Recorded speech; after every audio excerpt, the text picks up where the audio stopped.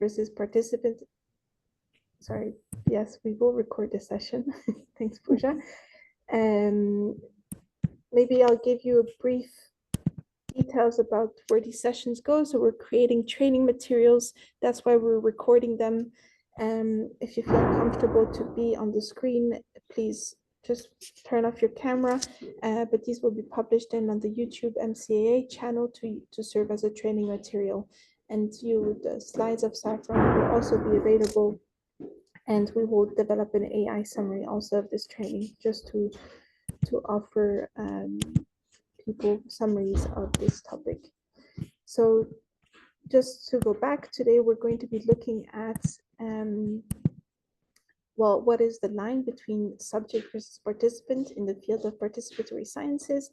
And we're joined by Saffron Woodcraft, who's a principal research fellow and director of social policy at the Institute for Global Prosperity, where she's also the executive lead for the Prosperity Co-Lab in the UK. Saffron's research focuses on understanding lived experiences of community, shared prosperity, and inequality in urban neighborhoods experiencing rapid change. I will leave the floor to you now, Saffron. Thank you very much for willing to present and to give a short training to our network. Lovely. Thank you so much for that really kind introduction, and thanks very much for this invitation. So I've got some slides. I'm going to be talking about this blurry line between subject and participant in the context of participatory science, from my perspective, thinking particularly about citizen social science. So I'm going to offer some reflections on my work in this space, and then hopefully we will have time for some questions and discussion, because I think everyone in this room comes from quite different disciplinary backgrounds. So it'll be really interesting to kind of explore this question together. And Claire, I will leave it to you to decide when you'd like your colleague to give their presentation. So I'm just going to share my screen.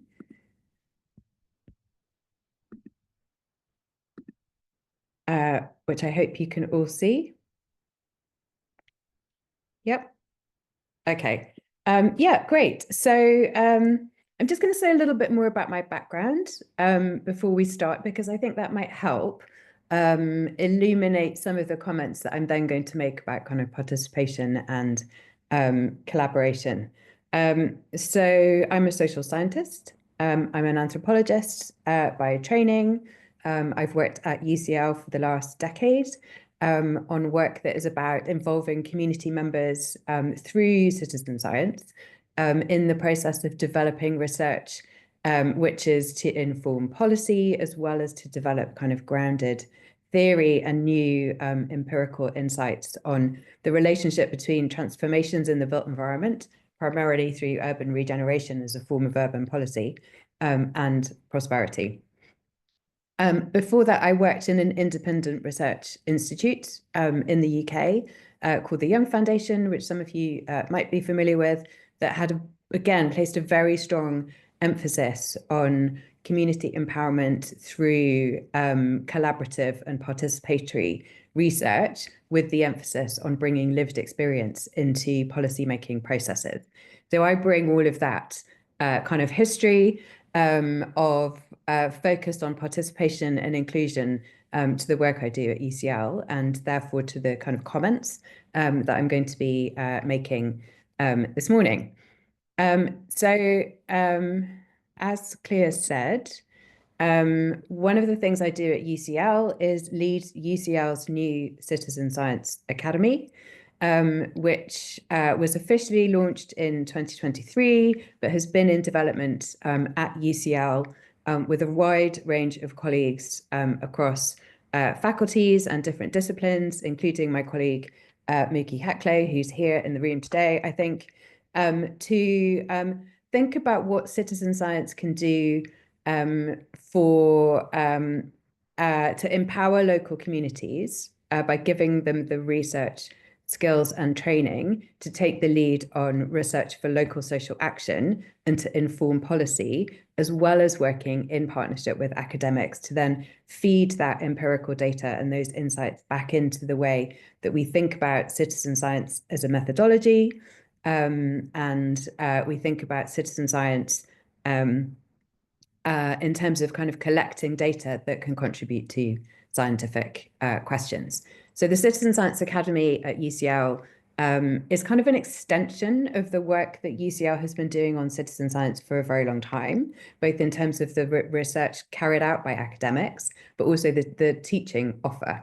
So UCL has a whole range of different citizen science education programs that go from a master's program at one end to online courses for academics who want to understand more about how to use participatory science, to the Citizen Science Academy, which is right at the other end of the spectrum, which is very much about the principles of community-based, practice-led research training to widen kind of participation and inclusion. And often the programs that we run are highly collaborative. So we have citizen scientists involved as co-designers of research, co-researchers, and then advocates for the research findings in terms of presenting what the insights that are generated from their work back to policymakers, back in academic contexts. So it's kind of in this context, thinking about this kind of blurry relationship between citizen scientists as both kind of subjects and participants of research, but also key members of the research team that I'm going to be kind of focusing on today. When we launched the Citizen Science Academy, we also decided to launch something called UCL Citizen Science Certificate. And this itself came from a long process of co-production with citizen scientists that had been trained and worked with UCL researchers, but also with voluntary sector organizations, with local government partners. So the kinds of organizations that were involved in the process of knowledge production and evidence use for social action and for policy. So one of the key drivers of the certificate is to make sure that the citizen scientists who are involved in the programs have a really solid grounding in understanding research as a process, understanding the difference between kind of research knowledge and evidence and how it's used by different actors, understanding the whole range of approaches to citizen science. As you know, there's a whole variety of different methods and disciplinary approaches to citizen science, acting as a competent researcher, and then thinking about what you do with that research knowledge once you've acquired it. So there are 4 kind of key domains, and then 2 additional ones that the certificate relates to that are specific to kind of research methods. And I share this because the certificate is an important part of the academy kind of offer. And it's a non-academic, practice-based certification that recognizes kind of specific competencies that people acquire through the training and research process. So it focuses very much on kind of responsible, ethical, and kind of safe research. So there's an interesting discussion in this article that I mentioned here by O'Grady and Mangina, looking at a relatively recent survey of citizen scientists and their understanding of kind of data management. And the article, I don't have time to go into a lot of detail, but one of the kind of conclusions of the article is that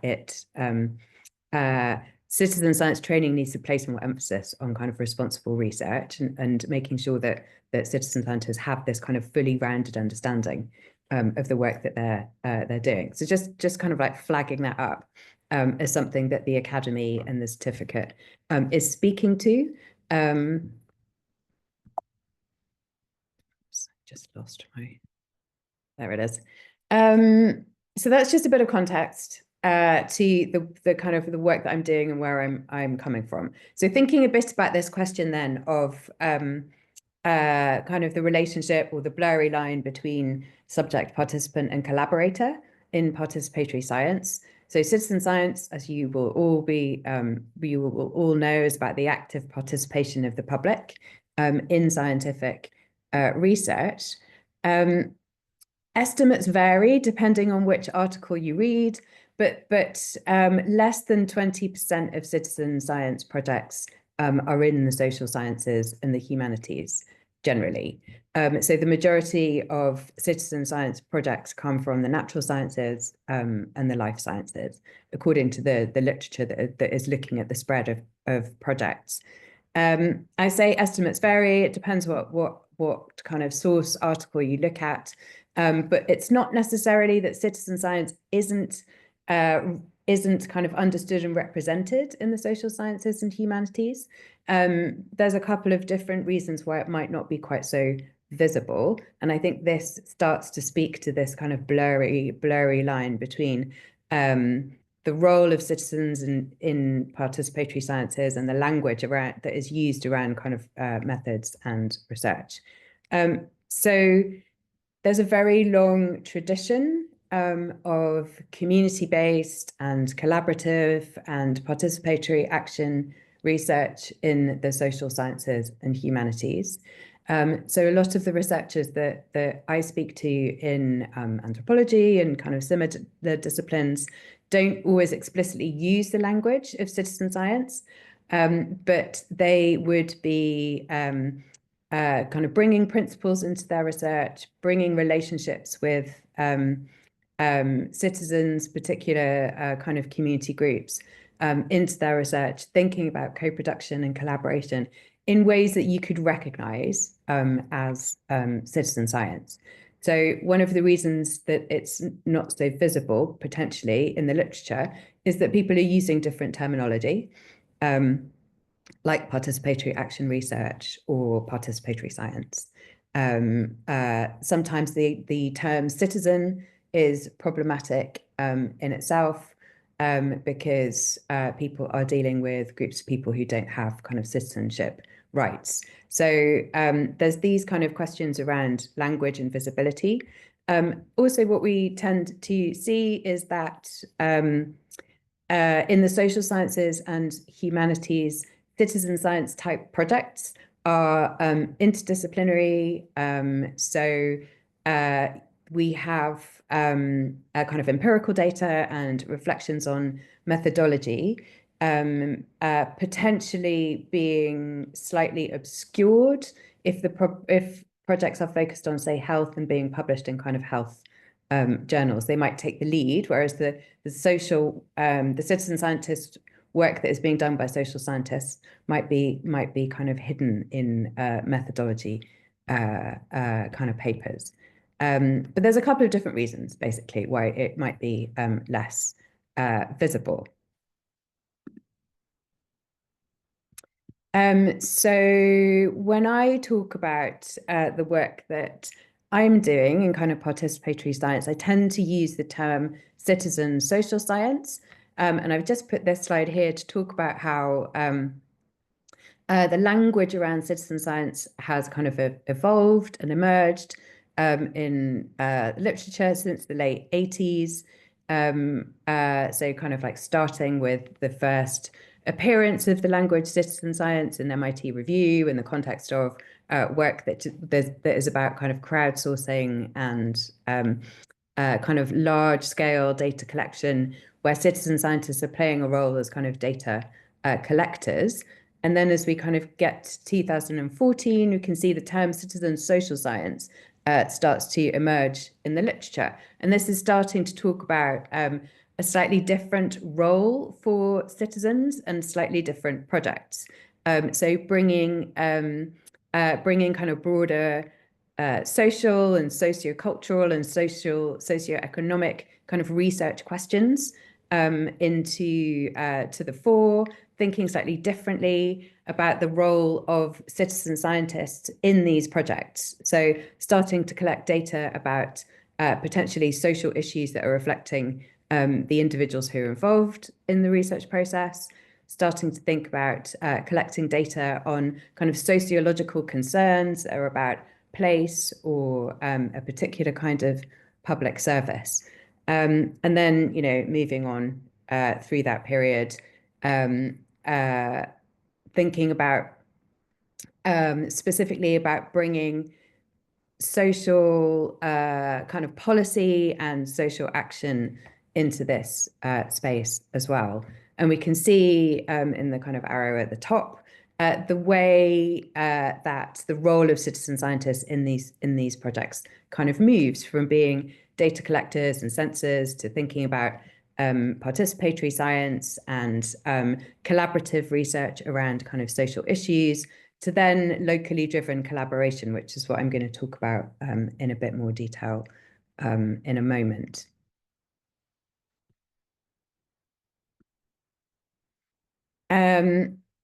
So when I talk about citizen social science, this is kind of what I mean.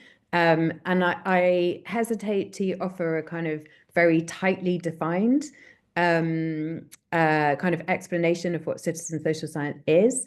If you look in the literature, there are lots of different, slightly nuanced interpretations of citizen social science, and also quite a lot of debate about the importance of not trying to put a very kind of like firm definition around what is meant by citizen social science, in order not to kind of exclude different kinds of participation and all the different forms of collaboration and kind of application to different kinds of social problems.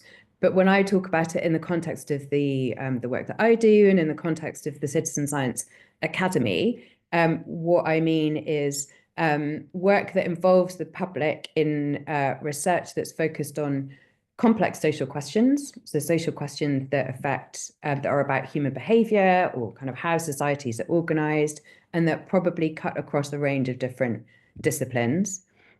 Using social research methods, both qualitative and quantitative, and applying social theories to thinking about those challenges.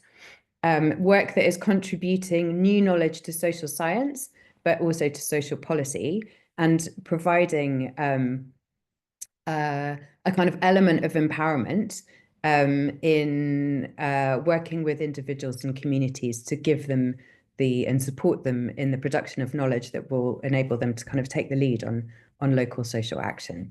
So there's an element of kind of challenging power structures around knowledge production and kind of knowledge ownership, and who has the right to determine how different kinds of social policy challenges are quantified. But I think probably the key thing to kind of think about here is the role that citizen scientists play, or the role that citizen scientists play in social science projects, and the relationship that they then have with both researchers and scientists in the teams that they're working with, but also then potentially to the knowledge that is created in terms of kind of ownership of or advocacy for that knowledge. So I'm sure you will all be familiar with this diagram, this kind of conceptual framework that reflects the levels of participation that the public have in different types of citizen science projects, that was developed by my colleague Miyuki Hackley.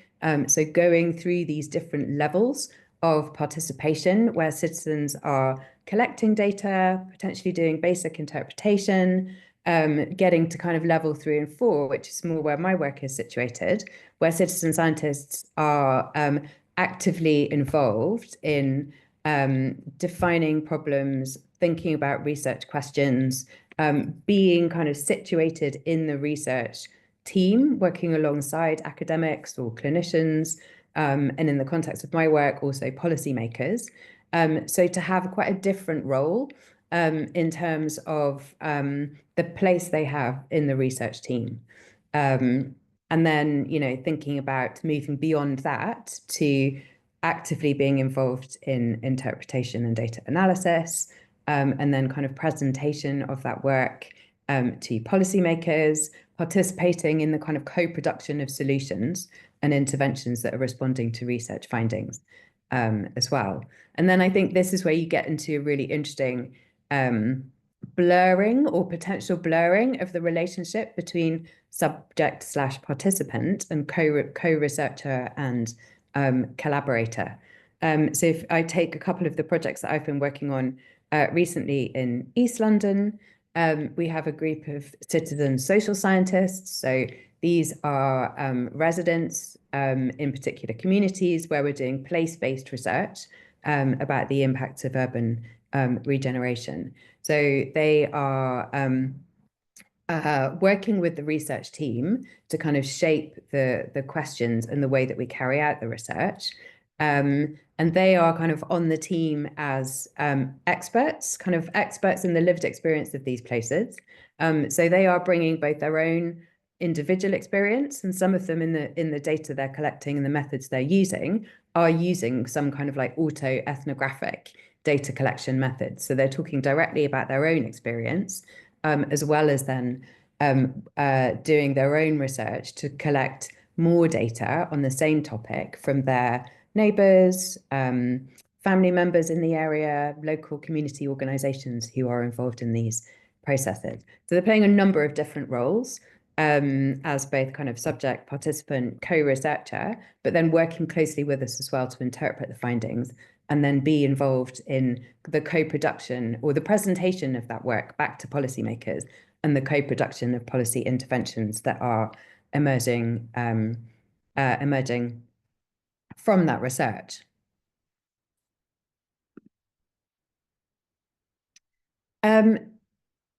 I'm just going to talk very briefly about a couple of examples of citizen science work that I've been involved in Africa, which kind of goes beyond potentially to a level 5 in this framework. So where we have citizen scientists who've been working as part of academic research teams for a long time. So in some cases, more than 10, 15 years. So have been through various different kind of programs of training, various different kind of research projects. So are very skilled in a whole variety of different research methods and very skilled in working alongside academic teams to identify problems, set research questions, be involved in the design, as well as all of the other kind of functions that are described here in Muki's framework.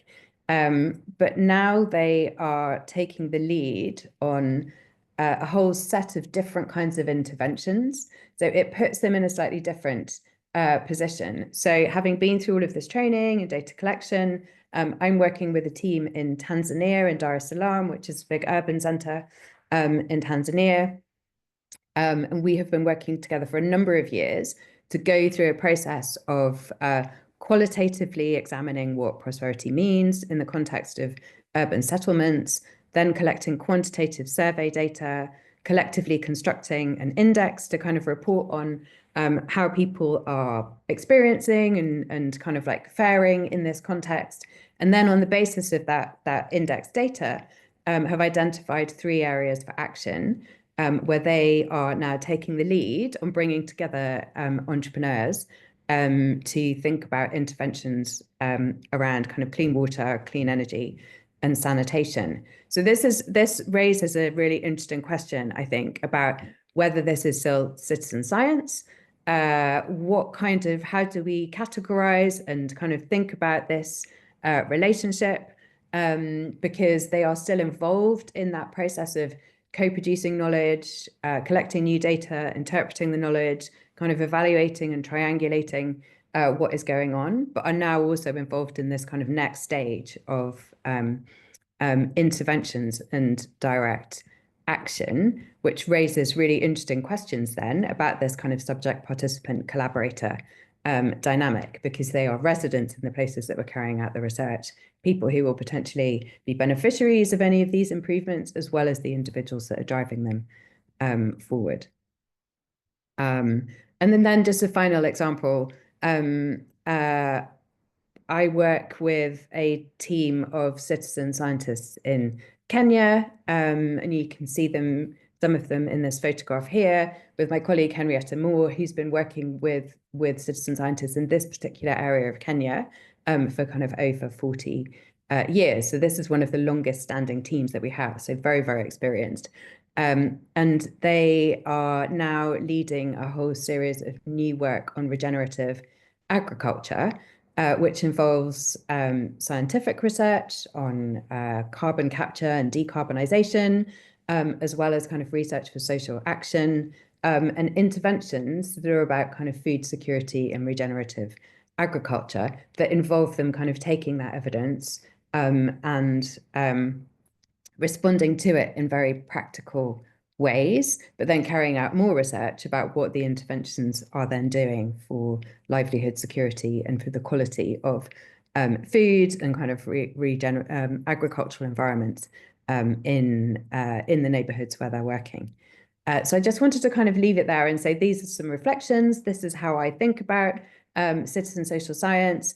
These are some of the kind of slightly blurry definitions between subject, participant, and collaborator that I think can be difficult to pin down and define in ways that are not directly associated with a specific project or a specific context, but also raise some really interesting questions about what happens when you perhaps move beyond collaborative science into phase 5 of Mookie's framework. Thank you. Thank you very much, Saffron. Bianca is with us. I will leave the floor to our network member, but there is a question in the chat from Montserrat. Maybe would you like to answer it? And Montserrat, you could also open your mic if you'd like to ask it. Yes, thank you. Yeah, just there was a comment because we had this figure with different levels of involvement in citizen science, and then you discussed these citizen science-led initiatives. And my question was more like, do you see these citizen science-led initiatives as another level or as totally something different than the citizen science? And because normally when I talk with other people about citizen science, it's this collaboration between citizens and researchers. And it doesn't matter whether researchers or the citizens lead the initiative, as long as they are both involved. So that's how I see it. So I'm not sure whether, is this what you were trying to say? Yeah, so I say citizen-led because when I'm talking to policymakers, we're not always talking about citizen science. So that's potentially sloppy language on my behalf.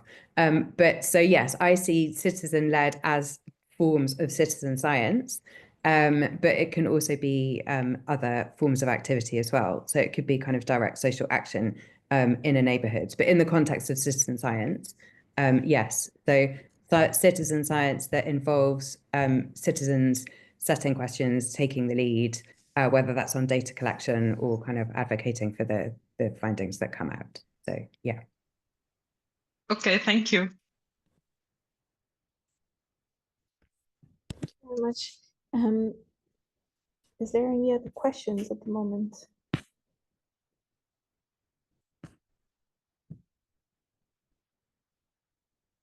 All right, then I will leave the floor to Bianca Trovò, who is with us, who's a network member.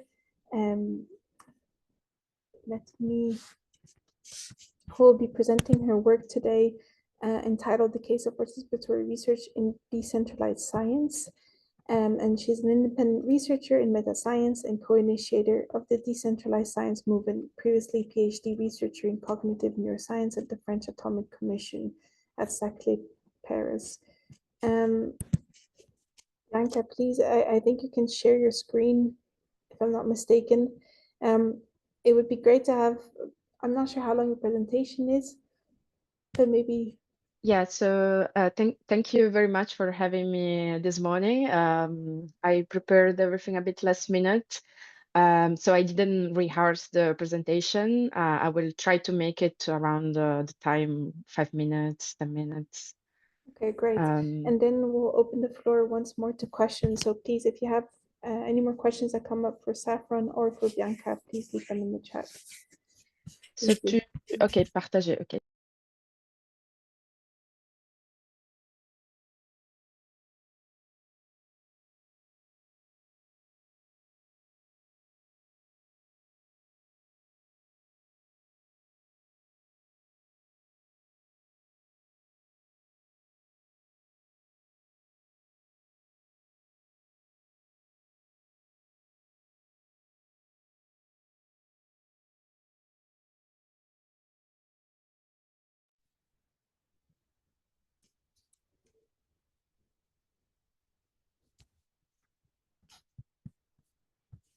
Are you able to share it?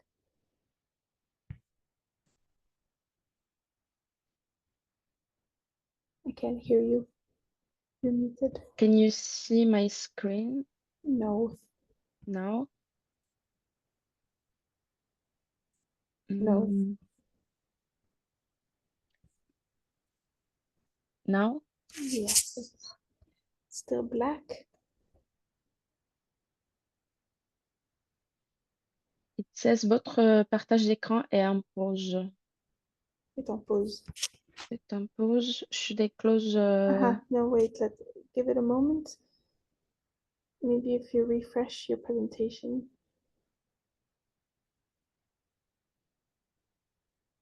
Yeah, perfect. We have it. Okay.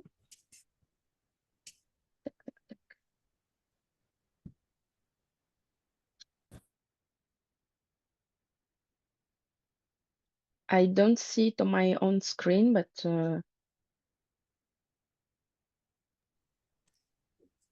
Yeah, it's if working. you're good, Go ahead, click on it's slideshow. full screen. Okay. No, it's not full screen. Wait, I will try again. It should be the window. Okay. Sorry, it's some MacBook privacy.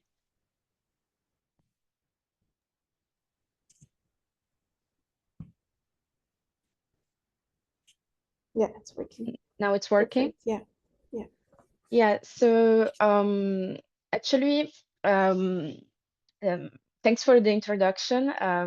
I actually met this discussion group last year. I joined for a brief workshop at the institute in Paris, and I got interested in citizen science as a researcher is something that I didn't know very well. So this presentation is not like trying to give a definition of the concept like before. So I would like you to refer to the appropriate sources and the presentation of people who know more about it. I try to make a case of how I believe that there is a concept of participatory research in decentralized science. So, and I cannot,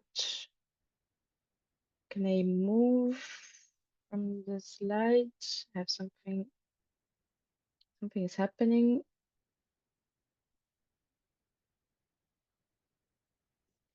Okay, can you see the next slide?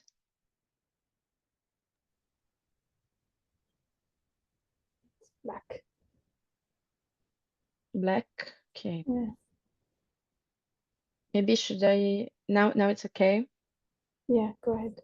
Yeah, so I just made an introduction here about what I understood participatory science is. So in this definition, I would include researcher approaches where subjects are actively contributing to the research process, citizen science projects, and also patient-led research initiatives. There is something I cannot interact with the slides. Can I give you control over the slides?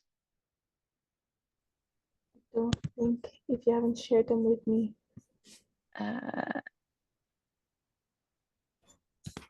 There is some, yeah. But perhaps I you can, could not, could you present your slides without using them? yeah, sure. Yeah, I can but- share the link. It was just more clear maybe to have the,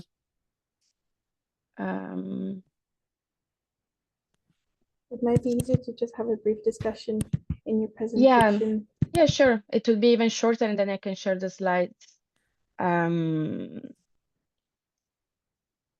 Yeah, so we have been talking about this subject participant spectrum, where we have subjects that are the primary provider of the data and don't have much involvement in research design. At least this is the way that as scientists with the research in laboratories. Then we have informed participants that contribute data with the understanding of research goals. And I would say this is an approach that I experienced myself with some big initiatives that are led, for example, by French institutional initiatives like the microbiome project, where you voluntarily decide to participate. You're not compensated for being a subject, and perhaps there is a certain degree of interest in the type of research. Also, there are other initiatives here in France for endometriosis and in general patients with chronic diseases, where you receive questionnaires and you actively decide if you want to participate and how much. And then we have active participants that I would say they are more into actually framing somehow the hypothesis. I don't know if it's something that is considered in the citizen science definition, but it's something that we can see in other types of movements that I am analyzing here. So I wanted to bring an historical case that I considered of participatory research and in a certain way of pre-decentralized science, which is the one of psychedelic research models. So we had different phases in psychedelic research. And just to refresh a bit of the history, I can go with the case, for example, of LSD. From LSD was synthesized around the 30s and 40s. And so from the 40s and the 60s, we had a first phase, which was a more traditional pharmaceutical model of research, in which a pharmaceutical company, in this case Sandoz, started distributing to researcher LSD to administer to voluntary subjects. So this was with the controlled settings and the agreement of medical institutions. Then we have a second phase, which is in the 60s of the, we can call it researcher participatory era, which was led by researchers like Timothy Leary and Richard Halpert at Harvard, and researchers become participants themselves. So we have an emergence of like these guided group sessions with lots of experience and like there is a blurred boundaries between the researcher experimenting on themselves and also the participants on their own trying LSD. And we had like an evolution also with the actually consensual and non-consensual administration of the drug, for example, in military setting. And now we are on a phase 3 of modern renaissance of psychedelic medicine, psychedelic research, which is more institutional, but at the same time participant-centered. And there's always this tension between regulatory frameworks because of ethical concerns and the fact that even research that is led by laboratories through proper grant applications, grant proposal, etc., needs to face the problem of like having clear ethical setups for recruiting participants. And in particular, with the LSD research case, what is interested is that the approach of the Sandoz pharmaceutical was kind of like after the synthesis of Albert Hofmann's in 1943. They wanted to have like a large base of subjects of a huge sample size, because at the beginning, as you know, anecdotally maybe, the drug was actually discovered by accident by Albert Hofmann and tried on his own, on himself. So the effects have been discovered and they needed to, you know, for statistical purposes to make more studies. And so literally Sandoz started shipping boxes with LSD, supplying researchers worldwide for psychiatric research. And over 40,000 patients have been treated in controlled studies, although the lines are a bit blurred. So we have researchers who first self-experimented and becoming scientists and subjects at the same time, and then also voluntary participation, but with the problem of limited understandings of the effects, because for the control aspects of the research studies, there is always the limitation on how participant can actually know how to properly do this administration in, for example, in a double blind setting. So there are some instructions that the participant need to follow, and there is no way to fully control in the laboratory. The reason why there's been also this kind of approach was that it would have been too expensive to test participants in a full laboratory or hospital setting. So there was this aspect of the patient consent that actually I think it's a good example and lesson for potentially for modern participatory science model. And then I come to the case to decentralized science. The decentralized science movement is a movement that was born in 2021, and it's kind of like the continuation of a previous movement called the Blockchain for Science that aims at using blockchain and Web3 technology to transfer scientific research. So for those who are not familiar, blockchain is a data structure that is immutable, and it has been created with the development of cryptocurrencies. So Bitcoin was the first blockchain and also cryptocurrencies. And the idea behind that is basically to have a way to provide open access and transparency to science, as much as blockchain was intentionally created to provide this open access and transparency to money data. So basically overcoming the need of a trusted third party, which is the bank. So basically the key principles of the science and decentralized science are very aligned with the open science, but they're an evolution because they want to provide this open access and transparency through distributed ownership of the data and governance. And this could be patients' data, subjects' data, but also the approach involves also open publications, open peer review, direct funding mechanism, and incentive alignments through tokenomics, through tokens. And basically, the idea is, for example, researchers are considered as creator of science, as much as artists could be creators.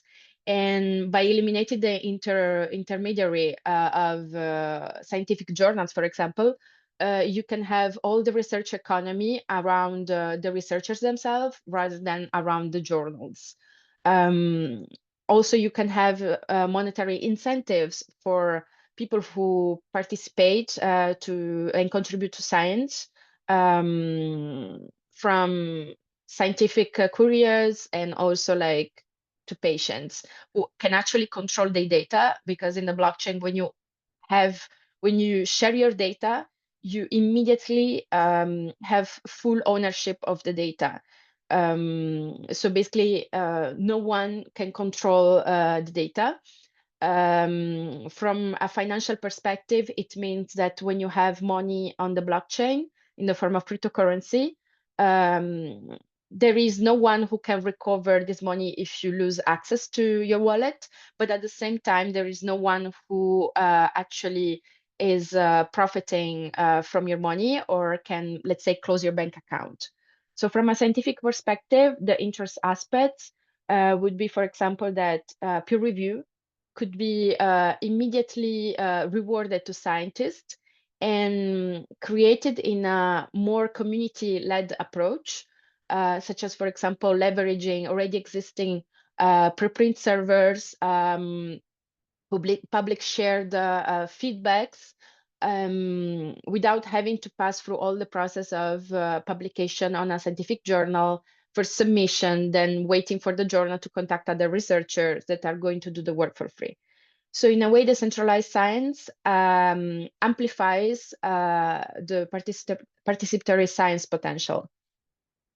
I'm going to skip the technicality here. I had a slide about recent articles that appeared on Nature, Nature Biotechnology, Nature Correspondence, Nature News, and about the decentralized science movement. We have been publishing guides and call to actions since 2021. Attention became bigger after 2022, and in particular in the recent years, so 2023, 2024, thanks to a specific subsection of decentralized science, which is decentralized biotech. And in particular, the rise of DAOs, decentralized autonomous organizations in biotech. So a DAO is basically a community where participants have shares, kind of like a decentralized company. It can Bianca? act in different. Yes.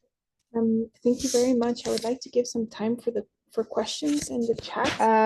I would like just to finish, because otherwise it's not. Yeah. Sorry, because I don't have the time. But basically, So the main characteristic. one more minute. Yeah, I am at the end. So as a research framework, BioDAOs have as characteristic, for example, community governance through token-based voting and shared ownership of intellectual property. So if we talk about DAO governance as transforming subject-participant dynamics in scientific research, we have, for example, the traditional model that has a clear distinction between researcher and subject, and the DAO model where there is a fluid role based on contribution and governance and rights. And basically subjects from data subjects become data owners, and research subjects become research governors. And there are lots of real-world applications from precision medicine, psychedelic research, and biohacking communities, for example, that have already been known for self-experimentation with transparent protocols. And let's say these DAOs target mainly underfunded research areas, such as women health research, longevity research, and chronic disease, rare diseases. There are also some concerns. For example, who controls this research agenda? How is the data ownership access determined? Who benefits financially from the research outcomes? And I think it's really important to balance the expertise of actual researchers and the lived experience expertise. So I think there are some challenges in BioDAOs, which is the risk of having self-proclaimed scientists without credentials, with actually credentialized experts. And also we need to separate the hypothesis generation which could be open to participatory research from, let's say, patients, from the actual methodology validation that should rely still on scientific rigors of experts. And I put a final example of an initiative that is led by MEXA, which is a nonprofit that is creating an intersection of research between AI and mental health through lived experience experts. And they have been sponsoring hackathons with the initiatives sponsored by Google Health also, and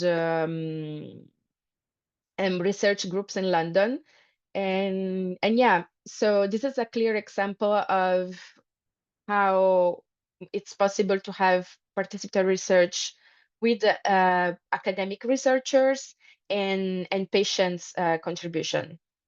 Yeah, so I will close it here and leave it to. Sorry for. That's okay. That's okay. I would be happy if you share your slides in the chat or afterwards with me. I do think that what you mentioned, I cannot hear you, you're muted, but I do think that what you mentioned is a very interesting way to kind of link it to subject versus participants, part in the social sciences and part of citizen science. And there were a few questions in the chat. Thank you very much, Saffron, for responding to them. I wonder if there's anyone that would like to respond maybe to Bianca's presentation, or Saffron, if you'd like to add anything else. I'd be very happy to hear from you.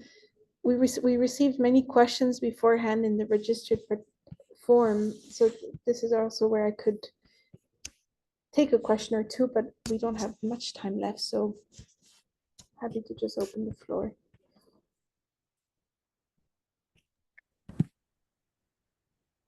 I mean, from my perspective, it would be good just to hear some more questions. So there's a couple in the chat that I've started to respond to very briefly, but if anyone wanted to kind of respond to those responses or pick up on those questions, that would be interesting.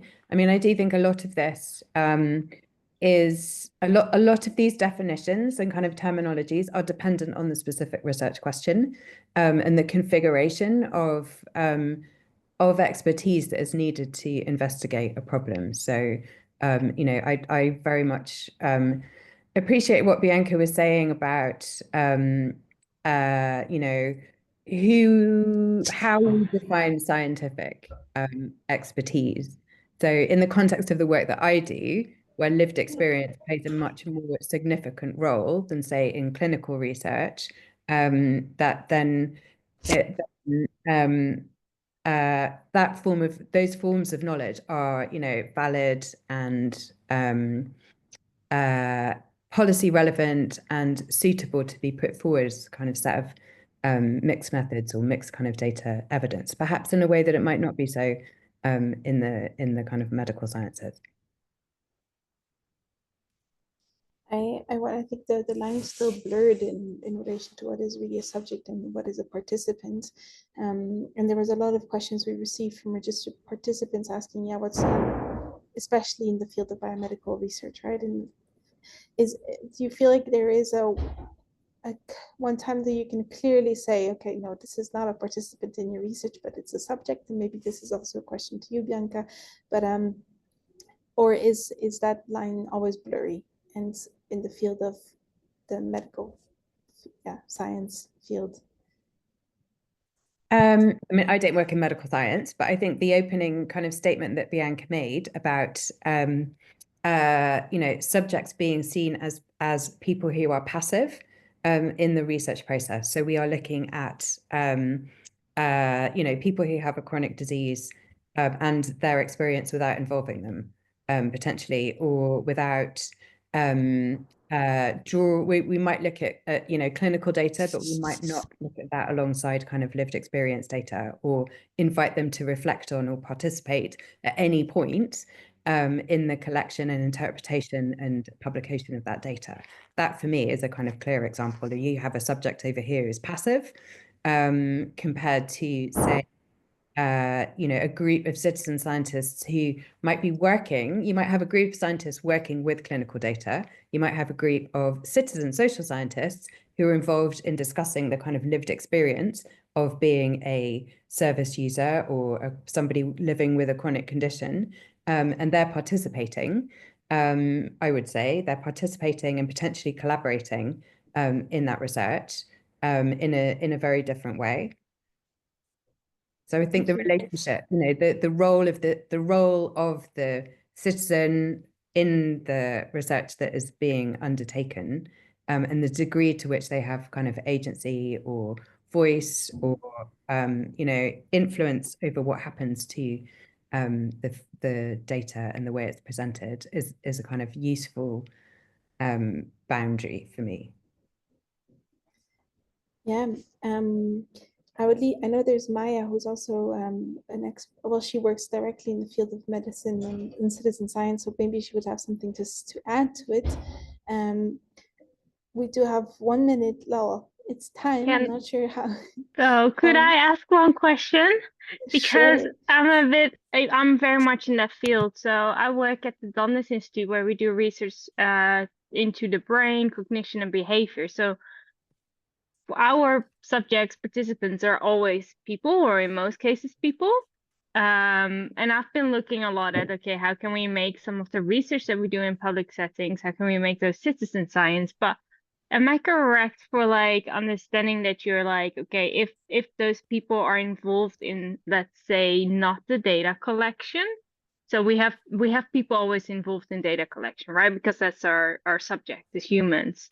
But if they are involved in processes outside of it, would that make it more citizen science than if it's just in the sort of data collection part? Or because this is the thing I'm struggling with as well. It's like, okay, how can we make some of the research that we do, how can we make it more like citizen science, or when will it fall under citizen science? And that's also where I'm struggling with.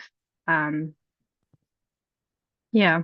I think one thing that I recently met people at the European Citizen Science Association, and we had this talk a little bit because there's really this ambiguity around the topic. And with colleagues, we talked about perhaps having an indicator of inclusion. To what extent do the subjects feel included as part of the research? I feel like, I don't know what Saffron or Bianca you think about this, but I feel like it's really subjective to the participants. How do they feel? Do they just feel like they're treated as a subject? So, they have no say into the research, they have no agency in relation to the research, or do they a bit? And I guess that's a bit of the fine line between a subject and a participant, is really maybe how actually participants feel. Yeah, it's hard though, because like for our studies, like we need a lot of people for data. So like some might be involved more in the process, so those people will be citizen scientists, but do you call the whole project then a citizen science project or not? Because you need a lot of people for data collection. And you can't, like, we have some studies where we have like over 1,000 people that did the experiment, but not all can be involved in, of course, the whole part. So where would that fall? So for example, if the data collection is just surveys, so you treat like it's a lot of it depends, as Claire said, and as we talked for the whole hours, on this balance of how you think as a researcher about it. So if you think about all the people who give information as data points, and that's what it is, and there won't be anything beyond that, that's bring it away from citizen science. Whereas if people are contributing data through learning on the process and having some, again, the words of agency and the word of meaningful participation will come. All those words are very wide to interpretation, but it's inherently mean that the researchers are giving power away to the people who are involved in it to do things in the project. So it's not any longer completely controlled by the researchers. It's actually the power of doing the research, of collecting the data, of doing other things, is shared together. So there are projects like we mentioned a lot of time, the ISALA project, where women are taking vaginal swab as a way to participate, but it is a citizen science because the frame in which it's structured and the way in which people participate is considered in that way. So there is no black and white in this. It's the way that we approach it, and that's why we have the subject-object kind of question coming again and again.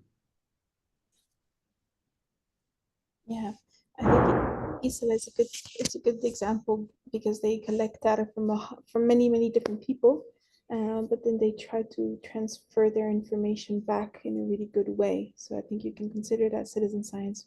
Maybe linking, this to what Muki said, is the way that the researchers see the subjects or the participants as merely subjects or others.